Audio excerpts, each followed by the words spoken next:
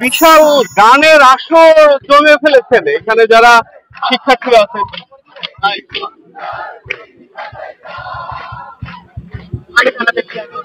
আমরা একটু দেখাতে চাই এখানে কিন্তু বিশাল মানে জমজমাট আড্ডা হয়েছে। আমরা একটু দেখাতে চাই ভিতরে গিয়ে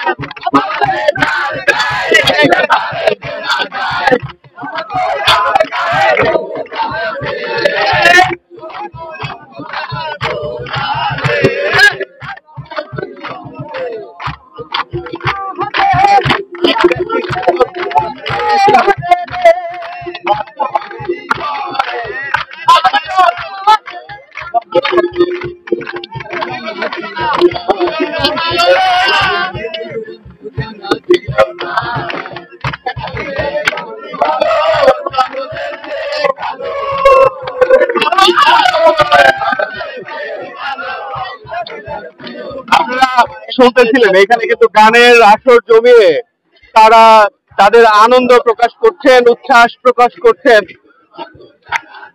তারা কিন্তু এই সময় যে সারাদিন সময় কাটানোর পরে কোনো ক্লান্তি ছাড়া কোনো অবসাদ ছাড়া তারা তাদের উচ্ছ্বাস প্রকাশ করছেন, আনন্দ প্রকাশ করছেন। আমি যেমনটি বলছিলাম এখন কিন্তু রাত 2:50 এই গভীর রাতে তাদের কিন্তু চোখে কোনো ঘুম নেই, শুধু প্রতীক্ষা, শুধু অপেক্ষা। আপনারা স্টার নিউজের পর্দায় যেমনটি দেখছিলেন যে হলগুলোর ফলগুলো একটা একটা করে আসতেছিল এবং সেগুলো যখন প্রচার করা হচ্ছিল তখন কিন্তু তুমুল আওয়াজে, তুমুল প্রতিধ্বনিতে তারা কিন্তু তাদের অবস্থান জানান দিচ্ছিল।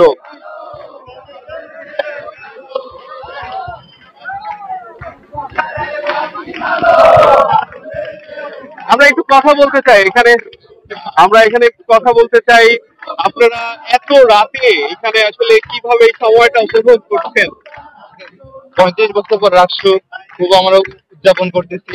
আমরা যতক্ষণ না ফল দিচ্ছে না ততক্ষণ পর্যন্ত আমরা ওয়েট করতেছি, আস্তে আস্তে ফলগুলো আসতেছে, তার জন্য আমরা ওয়েট করতেছি। এই জন্য আমরা এই সময়টা একটা খুব উৎসব মুখর পরিবেশের মধ্যে কাটানোর চেষ্টা করতেছি। এই যে পরিবর্তন, এই পরিবর্তনের ধারাবাহিকতা কি থাকবে? কেমন প্রত্যাশা করেন? অবশ্যই এটা আমরা প্রত্যাশা করি ধারাবাহিকতা থাকবে। আজকে আমরা এই সময়, আগামী বছর আমরা এই সময় আবার এই উৎসবটা করতে চাই। এটা যেন একটা থাকতে মানে এটার যেন ধারাবাহিকতা বজায় থাকে, যার কারণে আমরা এখানে উপকৃত হব। ধন্যবাদ আপনাকে। একটু আপনার সাথে কথা বলতে চাই যে এই যে রাতের যে পরিবেশ আজকে এই শহীদ মিনার প্রাঙ্গণে দেখছেন, এরকম চিত্র কতদিন আগে দেখার সুযোগ পেয়েছেন, আদৌ দেখেছেন কিনা?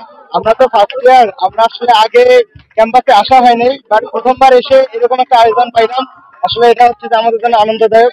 আমরা চাইবো প্রতি বছর রাকসু হোক এবং যোগ্য প্রার্থীরাই হচ্ছে যে রাকসুতে আসুক এবং আমাদের ক্যাম্পাসের যে উন্নতি সাধনের যে ব্যাপারটা সেটা চলুক, ধারাবাহিকতা চলতেই থাকুক আর কি।